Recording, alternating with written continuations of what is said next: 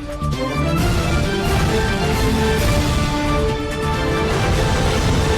हैं यू भारत, हर वक्त सच के साथ।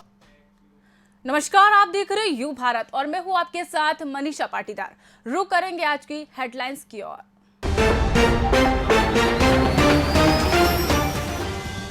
नरोत्तम मिश्रा ने कसे करारे तंज, कहा सेनापति विहीन है Congress party.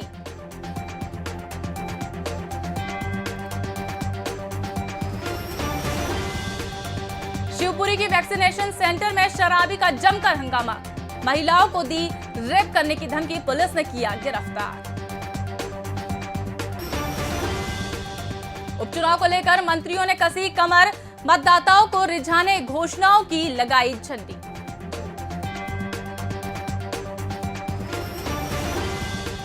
Business site OLX को बनाया मोबाइल लूटने का जरिया, शातिर ठग को किया गिरफ्तार।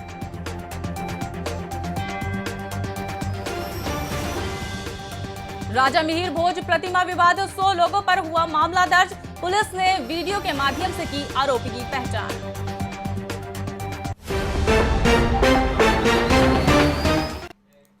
अब खबरें विस्तार से।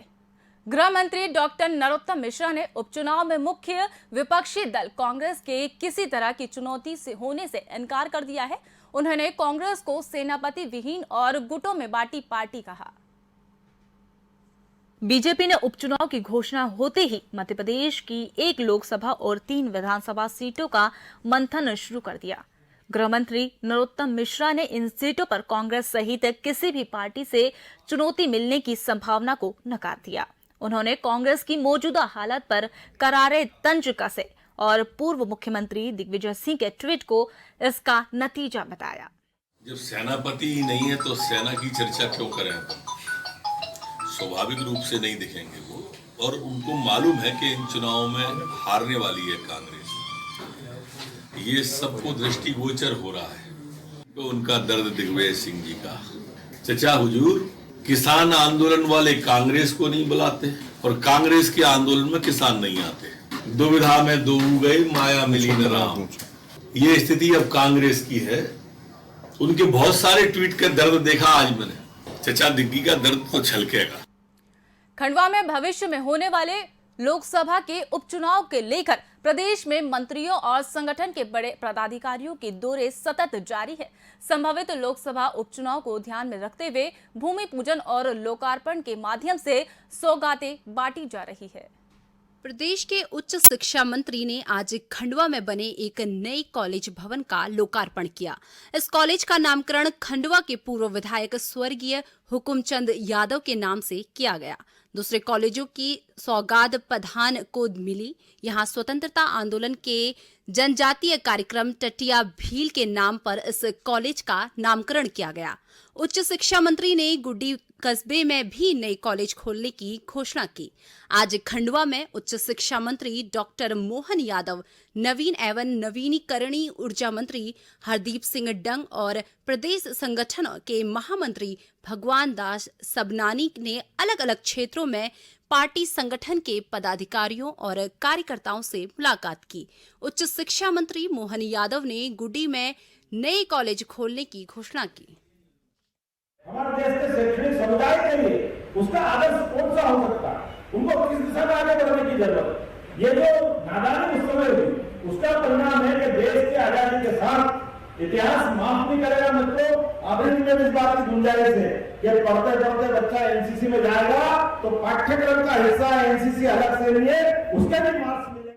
आज मैंने 2 नई बिल्डिंग का लोकार्पण करने के साथ दोनों के नामकरण की दिशा में हम आगे बढ़े हैं। मुझे खुशी इस बात की कि टंटिया मामा का पिछली बार हमने जो हमारा पंधाना विधानसभा क्षेत्र में शासकीय कॉलेज का नामकरण का विषय था, आज हमने विधायक जी और हमारे वहाँ के लोकल विधायक जी सबके साथ उसका लोकार्पित कर दिया है और उम्मीद कर रहे हैं आने वाले समय में यहाँ और महाविद्यालय की आवश्यकता पड़ेगी। आज मैंने मुड़ी में एक गुड़ी में एक नए कॉलेज की माननीय मुख्यमंत्री की घोषणा का परिपालन में दोबारा उसकी घोषणा दी गई और उसकी व्यवस्था करने का प्रयास कर रहे हैं। उसी प्रकार से उच्च शिक्षा के क्षेत्र में अपने खंडवा के अंदर भी और संभावना दिख रही, तो हम यहाँ पर जैसे एक मॉडल कॉलेज बन के तैयार हुआ तो 100 अलग से अलग कॉलेज देने के लिए तैयार है। चुनाव आयोग द्वारा लोकसभा और विधानसभा की खाली सीटों पर उपचुनाव का कार्यक्रम घोषित करने के साथ ही राजनीतिक हलचल तेज हो गई है। पिछले उपचुनाव में मुख्य विपक्षी दल कांग्रेस के बाजी मारने वाली बीजेपी ने इस बार भी सफलता की उम्मीद जताई है। मुख्यमंत्री शिवराज सिंह चौहान ने मध्य प्रदेश में 1 लोकसभा और 3 विधानसभा सीटों पर होने वाले उपचुनाव में प्रचंड बहुमत मिलने की उम्मीद जताई है। भोपाल में बीजेपी कार्यालय में उन्होंने पत्रकारों से उपचुनाव को लेकर संगठन स्तर पर रणनीति के साथ तैयारियां पूरी होने की बात कही है। मुख्यमंत्री ने कहा कि बीजेपी सरकार द्वारा किए गए जनहितैषी कार्यों को लेकर मतदाताओं के पास जाएगी। उन्होंने उपचुनाव में सभी सीटें जीतने का दावा किया है। भारतीय जनता पार्टी चुनाव के लिए तैयार है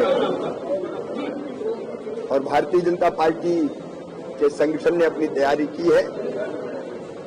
सरकार के जन कल्याणकारी कामों को लेकर भी जनता के बीच में जाएंगे और हमें विश्वास है कि जनता का प्यार और आशीर्वाद भारतीय जनता पार्टी को मिलेगा। ग्वालियर में चरवाई नाके के पास स्थापित की गई राजा मिहिर भोज की प्रतिमा को लेकर हुए विवाद में पुलिस ने 100 से ज्यादा लोगों के खिलाफ मामला दर्ज कर लिया है। पुलिस का कहना है कि वीडियो के आधार पर आरोपियों की पहचान की जा रही है। शहर के शिवपुरी लिंक रोड पर राजा मिहिर भोज की प्रतिमा को लेकर राजपूत और गुज्जर समाज के लोगों में विवाद के बाद पुलिस ने प्रकरण दर्ज करने का सिलसिला शुरू कर दिया है। विवाद की वीडियोग्राफी करने वाली पुलिस वीडियो के जरिए बलवे में शामिल दोनों पक्षों के लोगों की पहचान कर रही है। फिलहाल अदालत के निर्देशों के मुताबिक प्रतिमा के नीचे लगाई गई पट्टिका को ढक दिया गया है। पुलिस ने करीब 20 जवान 24 घंटे प्रतिमा की निगरानी कर रहे हैं। फिलहाल तनाव नहीं है, फिर भी पुलिस स्थिति पर निगाह रखे हुए है। ये मूर्ति को लेके जो विवाद बना हुआ था वो अब शांत है और दोनों ही पक्षों ने ये सहमति बताई है कि माननीय उच्च न्यायालय का जो निर्णय होगा और जो समिति अपनी रिपोर्ट देगी उसका वो पालन करेंगे। तो अब इस प्रकरण में शांति बनी हुई है, फिर भी मूर्ति के आसपास पुलिस बल तैनात किया गया है और अभी लगातार वो रहेगा। और 2 दिन पूर्व जो हल्का सा विवाद हुआ था उसको लेके एक प्रकरण दर्ज कंपू थाने में हुआ है जिसमें अग्रिम कार्रवाई की जाएगी। शिवपुरी के नौहरी कला गांव में वैक्सीन लगाने वाली महिला को रेप करने की धमकी का मामला सामने आया है। वैक्सीनेशन सेंटर पर हंगामा करने वाले युवक ने शराब पी हुई थी। वैक्सीनेशन के महाअभियान के तहत चलाए जा रहे कार्यक्रम में वैक्सीन सेंटर पर वैक्सीन लगाने के दौरान एक युवक ने जमकर हंगामा किया। यह मामला शिवपुरी के नौहरी कला गांव का है। यहां एक शराबी ने वैक्सीन लगाने वाली महिला को रेप करने की धमकी दी। वैक्सीनेशन सेंटर पर मौजूद वैक्सीन लगाने वाले स्टाफ ने हंगामा और अभद्रता करने वाले शराबी का वीडियो बना लिया और पुलिस को सूचना दी। इसके बाद वैक्सीनेशन सेंटर पर पहुंची पुलिस ने हंगामा कर रहे शराबी को गिरफ्तार कर लिया। 2 मिनट में तो आ दूंगा, मैं क्षमा दूंगा, जेलिए क्या, क्योंकि मैं खुद कुत्ता हूँ। तमीज से बोल, ठीक है? के नहीं बोलूं? तमीज से बोलो, बाहर खड़े हो जाके। अरे काय के बाहर जाके खड़े हो तू। काय के लिए? बड़ा वाला हो रहा हूँ भाई, तो मेरे लिए कर देगा। राशन कार्ड का नहीं देगा, थप्पड़ दूंगा मैं लग। वक्त हो चला एक छोटे से ब्रेक का, मिलते हैं ब्रेक के बाद।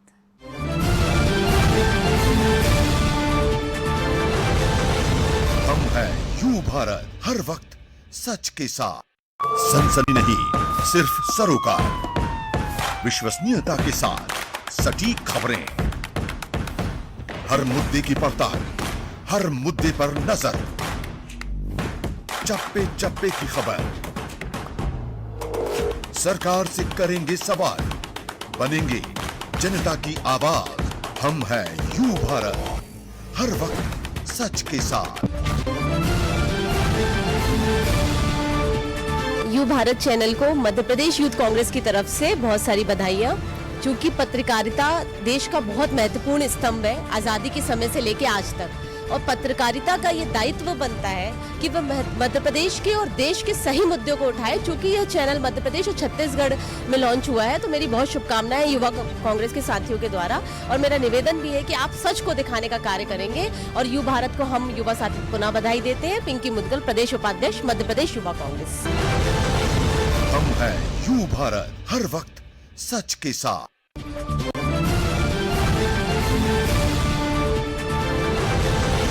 हम हैं युवा भारत, हर वक्त सच के साथ। ब्रेक के बाद दोबारा स्वागत है आपका। बढ़ते हैं खबरों की ओर। ग्वालियर में दिल्ली के एक चिकित्सक ने पिछले 24 दिनों से लापता अपनी मां को खोजने के लिए पुलिस से गुहार लगाई है। इस चिकित्सक का कहना है कि उसकी मां 26 अगस्त को उससे मिलने के लिए दिल्ली आने वाली थी, लेकिन दिल्ली जाने से पहले किसी संदिग्ध व्यक्ति ने उनकी मदद के बहाने महिला को बहला लिया। उसके बाद से ही उनकी मां का पता नहीं चला। दिल्ली में रहने वाले डॉक्टर विकास कुलश्रेष्ठ अपनी मां वंदना कुलश्रेष्ठ को कई दिनों से ढूंढने की कोशिश कर रहे हैं। इसके लिए वे लगातार ग्वालियर के अलावा आगरा, मथुरा और दिल्ली स्टेशन की खाक छान कर रहे हैं, लेकिन अभी तक उनको अपनी मां नहीं मिली। लिहाजा उन्होंने मंगलवार को पुलिस से अपनी मां को ढूंढने के लिए एक बार फिर से गुहार लगाई है। पुलिस ने जीआरपी के अधिकारियों से बात करके इस मामले में सीसीटीवी फुटेज में डॉक्टर विकास की मां के साथ दिखे व्यक्ति की पहचान करने की कोशिश शुरू कर दी है। इसका मेमो भी ग्वालियर से लेकर दिल्ली तक भेजा गया है ताकि महिला के बारे में कोई सुराग मिल सके। ये मामला जीआरपी थाने में गुमशुदगी कायम है। ये शायद 31/8 को कायम हुई है। तो आज जनसुनवाई में यहाँ एसपी ऑफिस ग्वालियर आया था लड़का, तो हम लोगों ने उसकी बात सुनी और जीआरपी के अधिकारियों से भी बात हुई है उसमें, और जीआरपी में बिल्कुल पूरी गंभीरता से कार्रवाई हो रही है और उसके फोटो फुटेज हम लोगों ने भी ले लिए है। उसमें जो भी मदद हो सकती है वो हम भी करेंगे। और आप लोगों से भी अपील है कि उसमें एक सस्पेक्ट दिख रहा है, तो उसको आप भी अपने चैनल पर जलाएं ताकि यदि कहीं से कुछ मदद हो सकती है तो उसकी मदद हो पाए। तो उसमें जो रेलवे विभाग के ड्रेस पहन कर ट्रेन में घूम रहा है, हाँ लग उसमें यही रहा है। बताया कि मथुरा तक लेके गया है वो। अभी उसकी जो बात से पता लगा यही लग रहा है कि ग्वालियर से वो आदमी उसके साथ गया है, और एक वो यूनिफॉर्म ऐसे पहने हुए जो लग रहा है कि रेलवे का कोई ना कोई फुल क्लास का कर्मचारी है। मेरा नाम डॉक्टर विकास कुलश्रेष्ठ है। मेरी मां जिनका नाम वंदना कुलश्रेष्ठ है, मेरा जन्मदिन 25 तारीख को था। मेरी मां 26 अगस्त को मुझे दिल्ली में सरप्राइज़ देने गई थी। मैं दिल्ली में 3 साल से डॉक्टर हूं, तो मुझे दिल्ली में सरप्राइज़ देने के लिए निकली थी।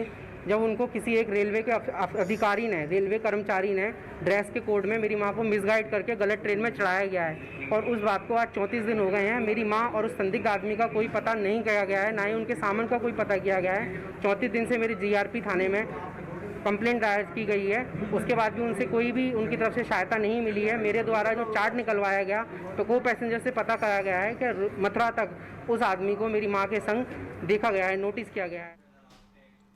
अगर आप सोशल बिजनेस साइट OLX पर अपना मोबाइल बेचने का विचार बना रहे हैं तो यह खबर आपके लिए बेहद जरूरी है, क्योंकि ग्वालियर में पुलिस ने एक ऐसे शातिर ठग को गिरफ्तार किया है जो OLX पर मोबाइल बेचने के बहाने उसके मालिक को बुलाकर मोबाइल और रुपये लेकर भाग जाता था।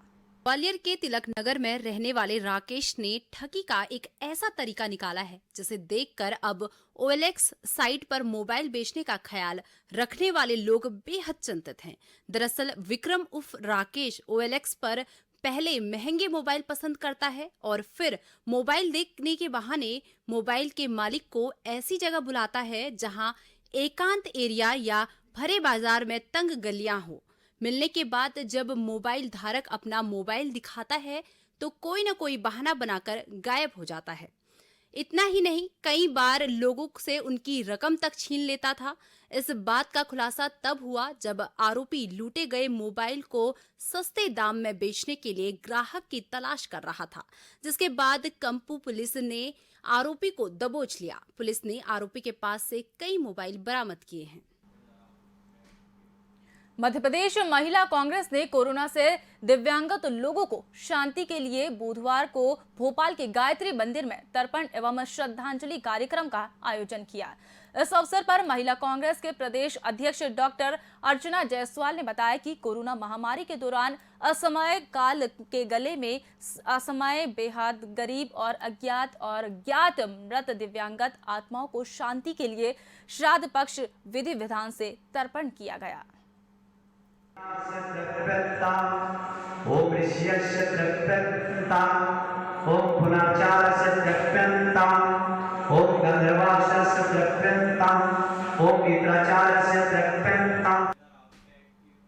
यूपीएससी सिविल सर्विस एग्जाम 2020 में ओवरऑल सेकंड रैंक पर टॉप करने वाली जागृति अवस्थी अपने पुराने college Maulana Azad national institute of technology पहुंची, जहां जागृति अवस्थी मैनिट भोपाल से इलेक्ट्रॉनिक इंजीनियर में बीटेक कर रही थी।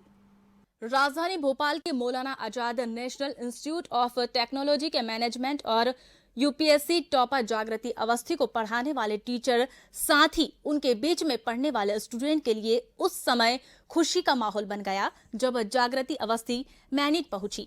साथ ही मैनिट पहुंचकर सभी ने अपने टीचर्स का आशीर्वाद लिया और धन्यवाद दिया। जागृति अवस्थी बोली कि मुझे फक्र है कि जो अच्छी शिक्षा देने वाले मुझे गुरु मिले और उनके दिए हुए कर्तव्य का पालन किया। मेरिट के प्रोफेसर एनएस रघुवंशी ने कहा कि हमें और हमारे स्टाफ को गर्व है कि जागृति अवस्थी ने अपने साथ साथ हमारा भी नाम रोशन किया।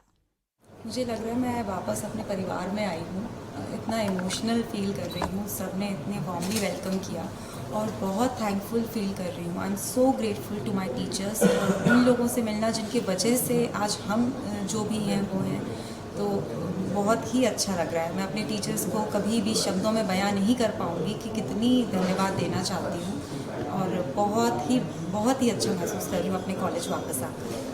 It's a proud moment for all of us that Jagriti has done so well, and we are really happy that one of our students has achieved All India Rank 2 in Civil Services Examination.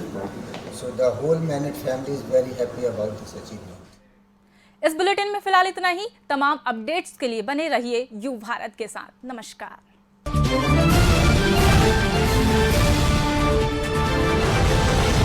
हम हैं you Bharat, हर वक्त सच के साथ।